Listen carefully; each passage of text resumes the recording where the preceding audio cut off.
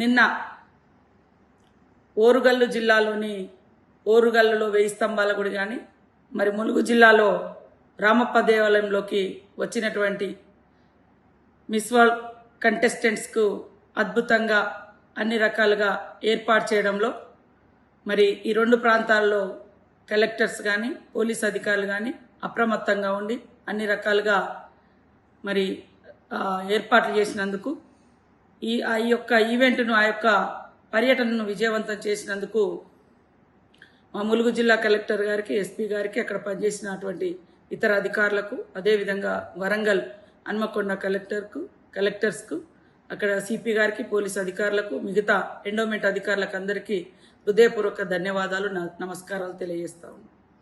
అక్కడ అద్భుతంగా సక్సెస్ అయిందని కళ్ళల్లో బీఆర్ఎస్ నాయకులు నిప్పులు పోసుకొని ఎక్కడ ఏం దొరుకుతా అని మరి కోడిగుడ్డు మీద ఈకలు బీకే ప్రయత్నం చేస్తూ ఉన్నారు. ఈ వంక తోక పట్టుకొని తిరిగినటువంటి గత బీఆర్ఎస్ నాయకుడు మరి వాళ్ళు వచ్చినప్పుడు ఈ వంక ఆ వంకలు వచ్చినప్పుడు మీరు ఎలాంటి సంస్కృతిని సాంప్రదాయాన్ని పాటించిరో ఒకసారి గుండెల మీద చేసుకొని చెప్పాలి. ఈరోజు నిన్న జరిగినటువంటి సంఘటనలో 33 మంది కంటెస్టెంట్స్ వస్తే 32 మంది వాళ్ళ కాళ్ళు వాళ్ళు కడుక్కొని మరి గుళ్ళోకి రావడం జరిగింది. ఇవాళ మన ఇళ్లలోకి కానీ గుళ్ళల్లోకి కానీ ఎవరైనా వచ్చినప్పుడు కాళ్ళను శుభ్రం చేసుకొని రావడం మన సాంప్రదాయం. ముఖ్యంగా గిరిజన ప్రాంతాల్లో మరి కాళ్ళకు నీళ్ళు ఇవ్వడం, కాళ్ళు కడుక్కున్నాక ఇళ్లలోకి రావడం మా సాంప్రదాయం. ఆ సాంప్రదాయాన్ని మేము పాటించడం జరిగింది.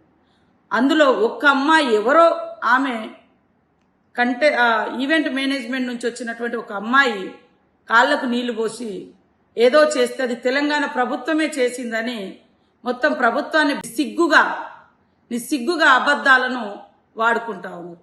అక్కడ ప్రభుత్వము వాళ్ళ కాళ్ళకు నీళ్ళు ఇవ్వడము, కాళ్ళు కడుక్కున్నాక తుడుచుకొని రావడం, ఎందుకంటే అదంతా టెంపుల్ ప్రెమిసెస్ కాబట్టి మరి అంత 33 మంది బయట కాళ్ళు కడుక్కుంటే నీళ్లు వరదై పారుతాయని ఎవరి ప్లేట్ వాళ్లకు, ఎవరి చెంబు వాళ్లకు, ఎవరి టవల్ వాళ్ళకి ఇవ్వడం జరిగింది.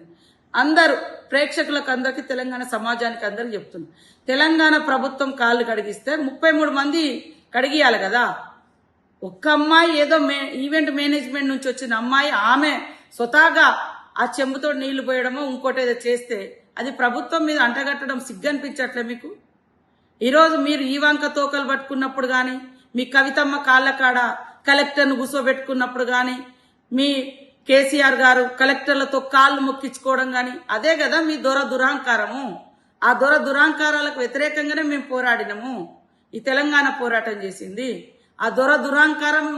ఇప్పుడు మీకు అధికారం పోయిన తర్వాత ఆత్మీయతను, ఆలింగనాన్ని, ప్రేమను కూడా మరి ఏదో తెలంగాణ సెంటిమెంట్ను అడ్డం పెట్టుకొని మీరు తెలంగాణను తాకట్టు పెట్టిరని, తెలంగాణను ఇంకేదో చేసిరని, తెలంగాణ గౌరవం గురించి, తెలంగాణ ఆత్మగౌరవం గురించి మాట్లాడే నైతిక అర్హత మీకుందా? తెలంగాణ పేరెత్తే నైతిక అర్హత మీకుందా? తెలంగాణ పార్టీ పేరే మీ అధికారం కోసం దేశవ్యాప్తంగా మీ అధికారాన్ని విస్తరింపజేయాలనే మరి లక్ష్యంతో తెలంగాణ పేరే లేకుండా మీ పార్టీలో తీసేసుకున్న గనులు మీరు. దానికి తోడు ఈ మధ్యకాలంలో మరీ సబితా ఇంద్రారెడ్డి గారు మా ములుగు మీద పచ్చి అబద్ధాలకు అంబాసిడర్గా మారింది. ఆమె హయాంలో ఏం మానవత్వం చూపించిందో చాలా మందికి తెలుసు. ఆమె మంత్రిగా ఉన్నప్పుడు ఎంతమందిని ఏ రకంగా చేసిందో అందరికీ తెలుసు. ఇవాళ వాస్తవాలు మాట్లాడు, అబద్ధాలు మాట్లాడే 33 మంది ఆడ కంటెస్టెంట్స్ లైన్లో కూర్చున్నారు, ఎవరి కాళ్ళు వాళ్ళు కడుక్కున్నారు.